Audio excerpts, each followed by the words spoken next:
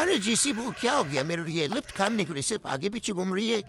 लगता है मुझे यार वापस मिस्ट्री पार्टी करना पड़ेगा। ये देखो आगे पीछे हो रही खाली बस लिफ्ट काम ही नहीं कर रही है।